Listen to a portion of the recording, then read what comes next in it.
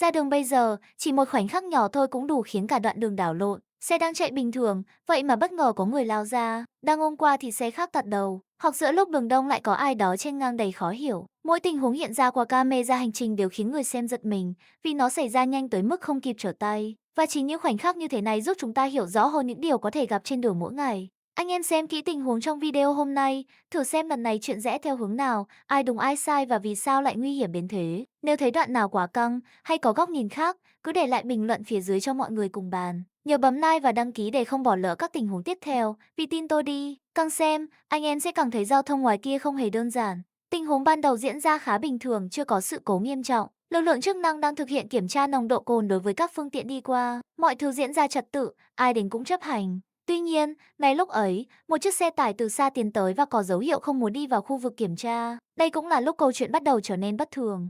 Khi vừa nhìn thấy chốt kiểm soát, tài xế xe tải bất ngờ đánh lái để quay đầu. Hành động này diễn ra khá vội, khiến người xung quanh dễ đoán rằng anh ta đang muốn né tránh. Việc quay đầu đột ngột trên đoạn đường hẹp như vậy cực kỳ nguy hiểm, đặc biệt với một chiếc xe tải trọng lớn. Chỉ cần đánh lái sai một chút thôi là có thể gây va chạm cho các phương tiện phía sau. Sau khi quay đầu, tài xế không dừng lại mà tiếp tục cho xe chạy ngược để tìm đường tránh chốt kiểm tra. Nhưng đoạn đường này rất hẹp, gần như không còn chỗ để đi. Lực lượng chức năng nhận ra ngay và yêu cầu tài xế dừng lại. Cách mà tài xế xử lý tình huống cho thấy ý định muốn né tránh, thậm chí còn cố chạy thêm. Việc làm này rất nguy hiểm cho chính anh ta và những người đi bên cạnh.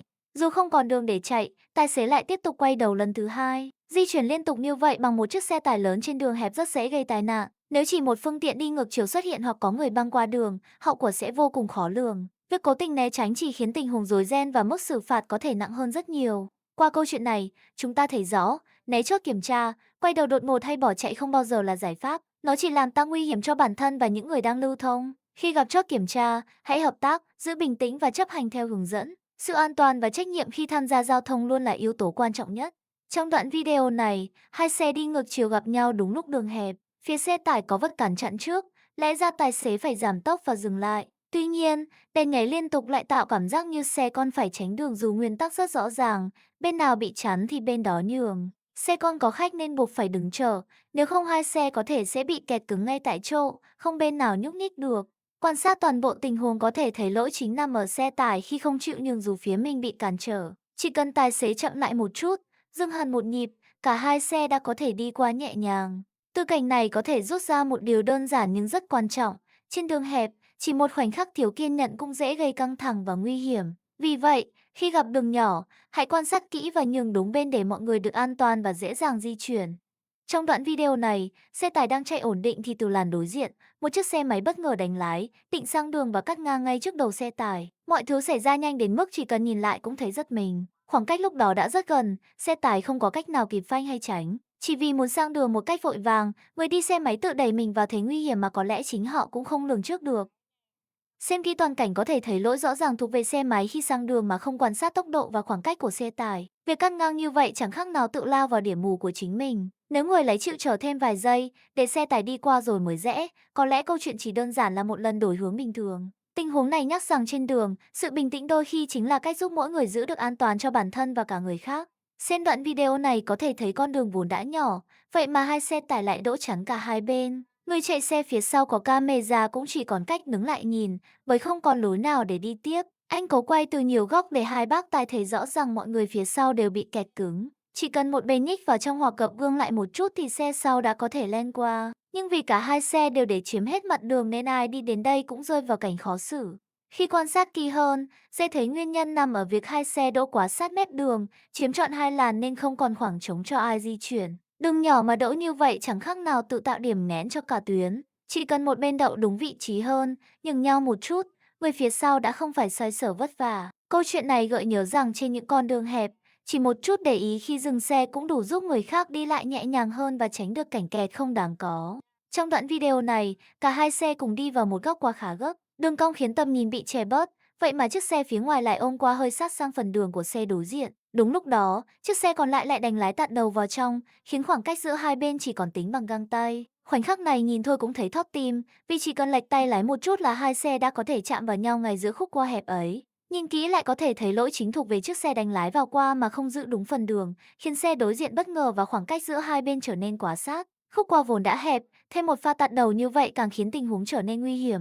Chỉ cần tài xế giảm tốc một nhịp và đi đúng cung qua, cả hai đã tránh được pha thót tim này. Cảnh này nhắc người xem rằng ở những góc quá gấp, một chút bình tĩnh và giữ đúng làn cũng giúp đường đi trở nên an toàn hơn cho mọi người. Trong đoạn video này, xe buýt đang chạy trên quốc lộ thì bất ngờ đánh lái sang làn bên cạnh mà không bật đèn báo rẽ. Ngay sau cú chuyển làn đó, xe buýt lại phanh gấp khiến chiếc xe phía sau giật mình và phải thắng gấp mới kịp giữ khoảng cách. Khoảnh khắc này diễn ra nhanh nhưng đủ thấy chỉ một cú đánh lái thiếu báo hiệu cũng khiến người chạy phía sau lâm vào tình huống nguy hiểm. Đường quốc lộ đông xe, một động tác vội dễ làm bao người phía sau bị cuốn theo. Nhìn lại toàn cảnh, dễ nhận ra xe buýt là bên gây nguy hiểm khi đổ làn đột ngột và thắng gấp, khiến xe sau không còn thời gian phản ứng. Trên đoạn đường lớn, mọi xe đều chạy nhanh nên chỉ cần thiếu báo trước một nhịp đã đủ tạo ra cú thót tim. Nếu xe buýt giữ làn ổn định hơn, bật đèn báo rẽ từ sớm rồi giảm tốc nhẹ nhàng, cả tình huống đã êm. Cảnh này như nhắc người xem rằng trên đường dài, mỗi tín hiệu rõ ràng luôn giúp cả dòng xe phía sau đi được an toàn và thoải mái hơn.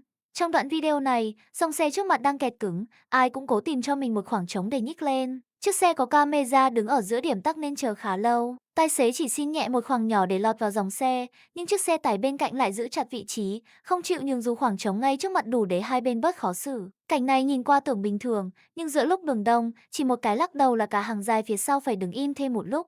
Nhìn lại kỹ hơn, có thể thấy sự căng thẳng xuất phát từ việc xe nào cũng muốn nhích lên trước, khiến khoảng cách giữa các xe ngày càng chật. Trong tình huống tắc đường như vậy, chỉ cần một xe cố giữ vị trí là cả dãy phía sau bị kẹt cứng, không ai xoay trở được. Nếu chiếc xe tải mở thêm một khoảng nhỏ để xe bên cạnh lách vào, dòng xe đã bớt căng hơn. Cảnh này khiến người xem hiểu rằng giữa lúc đông đúc, một nhịp nhường nhau cũng làm con đường nhẹ đi rất nhiều. Trong đoạn video này, xe đang chạy ổn định trên cao tốc thì bất ngờ có một chiếc từ làn bên cạnh tăng tốc và vượt lên sát phía bên phải. Mọi việc diễn ra rất nhanh, đến mức chỉ nhìn thoáng qua cũng thấy sự nguy hiểm. Cao tốc vốn là nơi xe chạy tốc độ cao, khoảng cách giữa các làn lại không nhiều, vậy mà chiếc xe kia vẫn lao lên từ góc khó quan sát nhất. Chỉ cần chênh tay lái hoặc tài xế trước đổi hướng nhẹ, hai xe đã có thể quệt vào nhau ngay giữa đoạn đường đông đúc ấy. Khi xe lại chậm hơn, dễ nhận ra lỗi nằm ở chiếc xe vượt lên bên phải, vì đây là hướng mà tài xế phía trước rất khó nhìn thấy. Việc tăng tốc từ điểm mù khiến xe bên cạnh không kịp phản ứng, nhất là trên cao tốc nơi chỉ một nhịp đổi làn cũng cần tính toán kỹ. Nếu người lái chịu giữ khoảng cách và chờ thời điểm rõ ràng hơn để vượt, tình huống đã nhẹ nhàng hơn nhiều. Cảnh này khiến người xem hiểu rằng trên cao tốc, mọi cú tăng tốc vội vàng đều có thể đổ lại bằng một pha thót tim không ai mong muốn.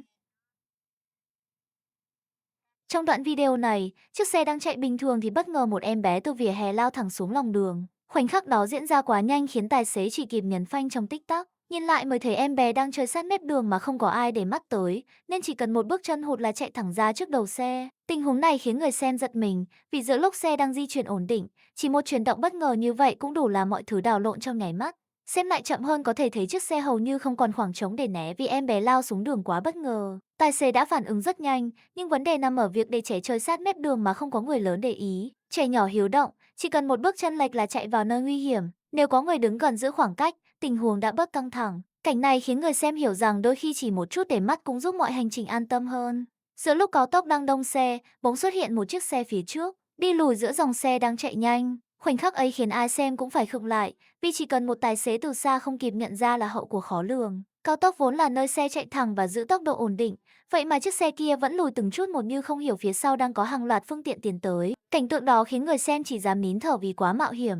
Xem chậm lại càng thấy rõ nguy hiểm khi chiếc xe đi lùi ngay giữa làn, đặt tất cả xe phía sau vào tình thế bị động. Chỉ cần một người đổi làn chậm nửa giây là va chạm xảy ra ngay. Trên cao tốc, mọi thứ diễn ra quá nhanh để kịp sửa sai, hành động này càng khiến đoạn đường thêm căng thẳng. Nếu tài xế tìm điểm dừng an toàn hoặc lối thoát hợp lý hơn, tình huống đã không khiến bao người phải giật mình. Cảnh này khiến ai xem cũng muốn lên tiếng, vì chỉ một cú lùi sai chỗ đã đủ làm cả dòng xe lo lắng. Trong đoạn video này, chiếc xe đang chạy ổn định thì bất ngờ có một người từ vệ đường lao thẳng ra trước đầu xe như thể chặn đường. Pha xuất hiện quá đột ngột khiến tài xế phải phanh gấp, còn người xem thì không khỏi giật mình vì chuyển động của người đó nhìn rất khó hiểu. Trên đoạn đường đang đông, chỉ cần xe tới nhanh hơn một nhịp là chuyện đã khác hoàn toàn. Cảnh này khiến ai xem cũng phải bàn tán, vì một hành động bất ngờ như thế đủ làm cả đoạn xe phía sau loạng choạng. Xem lại chậm hơn có thể thấy người đi bộ đã chủ động chạy ra đúng lúc xe vừa tới, đặt tài xế vào thế không thể né nổi. Đó là khoảnh khắc rất nguy hiểm, bởi người lái đâu thể đoán trước có ai lao ra ngay trước mũi xe. Nếu không có camera ghi lại, có lẽ tài xế còn khó giải thích vì sao phải thắng gấp. Tình huống này khiến người xem hiểu rằng chỉ một bước chân thiếu suy nghĩ cũng đủ biến một đoạn đường bình thường thành câu chuyện khiến ai cũng muốn để lại bình luận bên dưới. Rồi, tình huống hôm nay đến đây thôi, nhìn lại mới thấy chỉ một khoảnh khắc nhỏ cũng đủ làm cả đoạn đường căng như dây đàn. Anh em thấy sao? Nếu ở trong tình huống này, liệu có kịp xử lý không? Cứ để lại bình luận cho mọi người cùng bàn. Nhớ bấm like và đăng ký để theo dõi thêm những pha bất ngờ khác. Hẹn gặp anh em ở video tiếp theo.